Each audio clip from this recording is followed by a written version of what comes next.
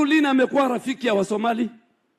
Huyo mtu kwa TV ana have the clip, mtafute.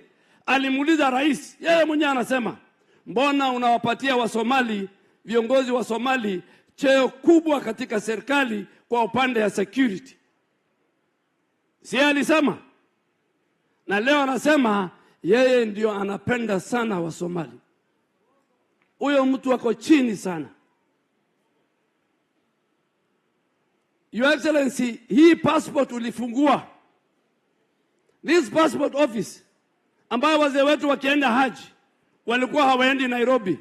It was closed on the instruction of a president when Matiang'i was the Minister for Interior. Thank you very much, Your Excellency. Umeturudishia hiyo passport office. Umetufanya kama watu wa Mombasa, watu wa Kisumu, watu wa Nyeri, watu wa Eldoret, wote wa Meru wako na passport office. Umetufanya tuwe usawa. Mheshimiwa Rais, in your 3.5 years, there is no terror attack of the magnitude of Garissa University attack, of Westgate, of Dusit. You stabilized the country from any foreign terror attack. Lakini wale waliua watu wetu, led by Matiang'i and his boss, walitupa mili zao hapa Tana River, wakatupa mili ya watu wetu katika River Yala.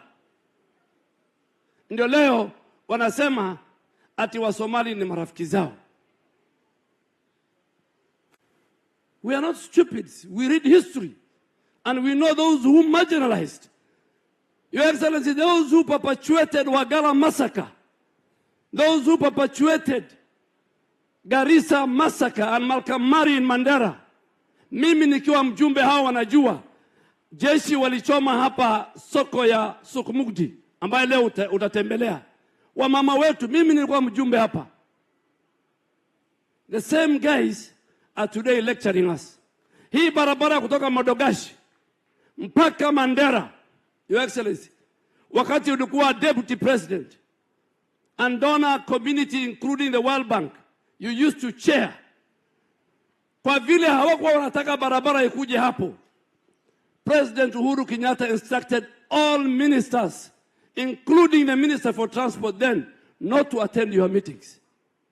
Si kwa vile atakuwa hakutaki wewe pengine, lakini he didn't wanted the people of Northern Kenya to have this route. Tunamwambia hao watu, mko chini sana kiakili, kiagenda, kisera, mko chini sana. Footprints of President Ruto's development in Northern Kenya is visible as day and night the difference is.